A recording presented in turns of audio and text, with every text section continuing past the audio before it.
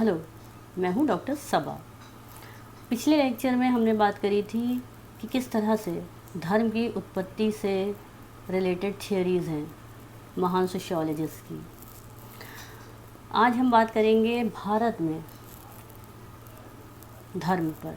Generally हम धर्म को इंग्लिश के वर्ड रिलीजन के समान समझ लेते हैं, लेकिन भारतीय समाज में धर्म एक ऐसी संस्था है जो व्यक्ति को विभिन्न परिस्थितियों में, डिफरेंट सर्कमस्टांसेस में अपने सोशल और मॉरल रिस्पॉन्सिबिलिटीज़ का बोध कराती है।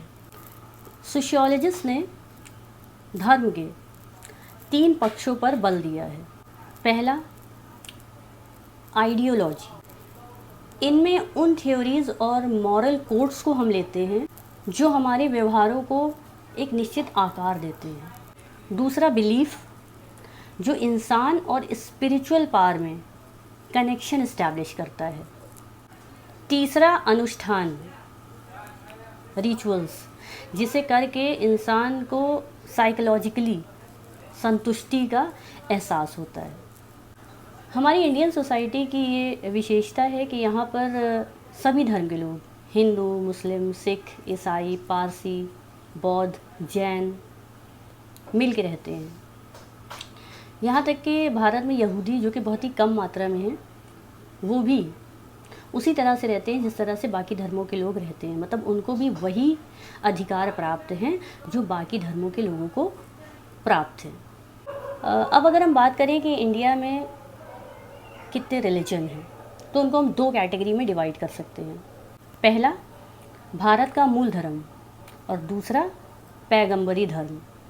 भारतीय मूल धर्म में हिंदू धर्म, बौद्ध धर्म, जैन धर्म और सिख धर्म, ये 4 धर्म आते हैं। क्योंकि इन चारों धर्मों का उदय और विकास भारत में ही हुआ, इसलिए भारत के मूल धर्म कहलाते हैं।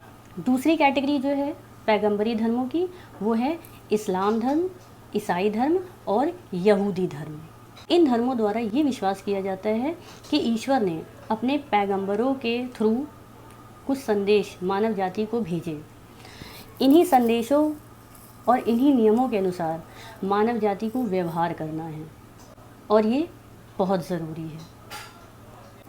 पारसी धर्म इन दोनों ही कैटेगरीज़ का एक मिला जुला सा स्वरूप है। अब जैसे कि हम सब जानते हैं कि भारत एक धर्मनिरपेक्ष राज्य है। India is a secular nation. धर्मनिरपेक्ष से तात्पर्य ये है कि ये एक ऐसा देश है जहाँ पर कोई भी एक धर्म सर्वोपरि नहीं है। यहाँ पर सभी धर्मों को समान माना जाता है, सभी धर्मों के लोगों को समान अधिकार प्राप्त हैं। सन 1950 में जब स्वतंत्र भारत का संविधान लागू हुआ, तो इसके द्वारा भारत को एक धर्मनिरपेक्ष राष्ट्र घोषित किया गया। संविधान के अनुच्छेद 25(1) के द्वारा प्रत्येक व्यक्ति को किसी भी धर्म को स्वीकार करने, उसे व्यवहार में लाने और उसका प्रचार प्रसार करने की स्वतंत्रता दी गई। ये स्पष्ट किया गया कि सभी लोग अपने धर्म के अनुसार व्यवहार करने के लिए स्वतंत्र होंगे। राज्य द्वारा सभी धर्मों को समान महत्व दिया गया। भारत की धार्मिक संस्था और धर्म की प्रकृति को समझने के लिए ये ज़रूरी है कि यहाँ के विभिन्न धर्मों के विश्वासों और व्यवहारों के तरीके को समझ लिया जाए। तो चलिए हम शुरुआत करते हैं हिंदू धर्म से। ब्रीफ में हम जानते हैं कि आखिर ये हिंदू धर्म एग्जैक्टली क्या कहता है। 2011 की जनगणना के आंकड़ों के आधार पर भारत में हिंदुओं की कुल जनसंख्या है 79.8%। भारतीय समाज का सबसे प्रमुख धर्म होने के बावजूद भी हिंदू धर्म के किसी एक निश्चित रूप को स्पष्ट कर पाना बड़ा कठिन है। हिंदू धर्म का कोई एक सर्वमान्य धर्म ग्रंथ नहीं है।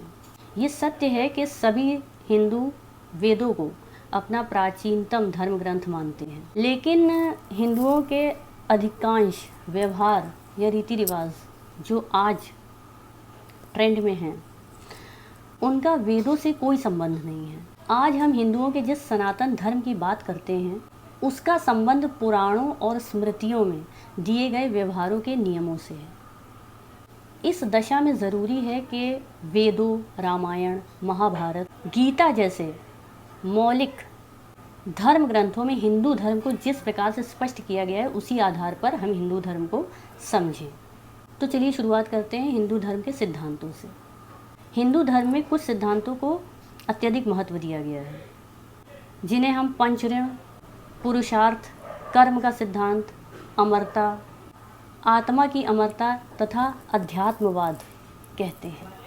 तो चलिए इनको थोड़ा सा विस्तार में समझ लेते हैं। सबसे पहला पंचऋण। हिंदू धर्म व्यक्तिवादिता को महत्व न देकर सामूहिकता को महत्व देता है। इस आधार पर यह बताया गया है कि हर इंसान के 5 तरह के ऋण होते हैं जो उसे अपने जीवन में चुकाने हैं। पहला देव ऋण, दूसरा ऋषि ऋण, पितृ ऋण, अतिथि ऋण एवं जीव ऋण। इसके आधार पर अगर समझा जाए तो ये माना जाता है कि सबसे पहले इंसान जो है वो देवताओं का यानी कि ईश्वरीय शक्ति का ऋणी होता है, क्योंकि उसी ने उसको जन्म दिया होता है संसार में। दूसरा जो ऋषि ऋण है तो मतलब ज्ञानवान लोगों का ऋणी, जो व्यक्ति को समाज में जीने लायक बनाता है, उसको उसके अंदर ज्ञान का प्रसार करता है, उसकी बुद्धि का विकास करने में मदद करता है। तीसरा व्यक्ति अपने माता पिता का ऋणी है, क्योंकि माता पिता की वजह से ही उसने जन्म लिया है और माता पिता ही उसका पालन पोषण करते हैं। चौथा जो कि अतिथि ऋणी है, मतलब हमारे जीवन में जाने कितने ही ऐसे लोग होते हैं जिनका हमारा ब्लड रिलेशन नहीं होता, लेकिन वो हमारी सहायता करते हैं आगे बढ़ने में, हमारे प्रोग्रेस में, हमारे व्यक्तित्व के विकास में, तो उनके भी हम ऋणी हैं। पांचवा जो कि जीव ऋण है, वो छोटे छोटे जीव या वनस्पति जिनकी सहायता से हम अपना जीवन जीने योग्य बनते हैं। दूसरा है पुरुषार्थ। इसमें व्यक्ति के जीवन के कर्तव्यों को 4 पार्ट में डिवाइड कर दिया गया है: धर्म, अर्थ, काम, मोक्ष। इन्हीं चारों को पुरुषार्थ कहा गया है। धर्म से मतलब है अपने कर्तव्यों को आप पूरा करें। अर्थ से मतलब है जीविकोपार्जन करें, मतलब अपना लाइवलीहुड कमाएं, तभी तो आप सर्वाइव कर पाएंगे, अपनी फैमिली चला पाएंगे। काम से मतलब ये है कि विवाह करें, संतानोत्पत्ति करें, उनका लालन पालन करें, पालन पोषण करें, द फैमिली आगे बढ़ाएं। और मोक्ष का अर्थ ये है कि मतलब अपने सभी कामों की, सभी कर्तव्यों की पूर्ति कर लें ताकि आपको सेटिस्फैक्शन हो, मतलब परम संतुष्टि का आभास आपको हो। तो इस तरह से अगर आप ये चारों कर्तव्य पूरे कर लेंगे तो आप पुनर्जन्म के चक्र से छूट जाएंगे और आपकी आत्मा को मोक्ष मिल जाएगा। तो तीसरा जो है कर्म का सिद्धांत, मतलब ये माना जाता है कि जैसा आपका कर्म है उसी तरह से उसी योनि में आपको जन्म मिलता है। गीता में कहा गया है कि फल की चिंता ना करो, कर्म करो, मतलब स्वार्थ के पीछे ना भागो।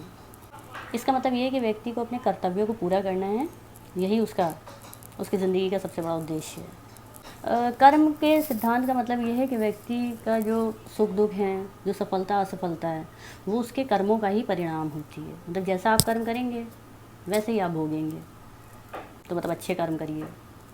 चौथा, आत्मा की अमरता। हिंदू धर्म में माना जाता है कि शरीर नाशवान है लेकिन आत्मा अमर है, उसको कोई नष्ट नहीं कर सकता, और हमारे अच्छे बुरे कामों के आधार पर ही हमको पुनर्जन्म मिलता है। पांचवा, अध्यात्मवाद। इसे हिंदू धर्म का एक मौलिक सिद्धांत कहा जाता है। इसका मतलब ये नहीं होता है कि इंसान दुनियादारी छोड़ दे और सन्यासी बन जाए। इसका मतलब ये है कि हमारे चारों ओर ईश्वर की माया है, मतलब God is present everywhere, it is omni present. मतलब व्यक्ति के सभी सुख दुख, सफलता असफलता, ये सब जो है ईश्वरीय शक्ति के इच्छा से ही होता है, मतलब उसके अकॉर्डिंग ही होता है। जैसे कहते हैं ना कि भगवान की मर्ज़ी के बिना एक पत्ता भी नहीं हिलता। जितना व्यक्ति के विचार, कर्तव्य, उसके काम, उसकी सोच है ना पवित्र होते हैं, अच्छा इंसान सोचता है, अच्छी बातें करता है, लोगों के बारे में अच्छे थॉट रखता है, उतना ज़्यादा वो अध्यात्मवाद के करीब होता चला जाता है। और जितना ज़्यादा वो इंद्रिय प्रभाव में आता है, लालच करता है, घमंड करता है, लोभ करता है, घृणा करता है, वासना में डूबा रहता है, उतना ही ज़्यादा वो अध्यात्मवाद से, स्पिरिचुअलिटी से दूर होता चला जाता है। तो हम ये कह सकते हैं जो व्यक्ति जितना ज़्यादा सच बोलता है, ईमानदार है, माफ़ करने की क्षमता जिसमें ज़्यादा है और अपने कर्तव्यों को बखूबी अंजाम देता है, उसको हम कह सकते हैं कि वो अध्यात्मवाद के करीब है, स्पिरिचुअलिटी के नज़दीक है।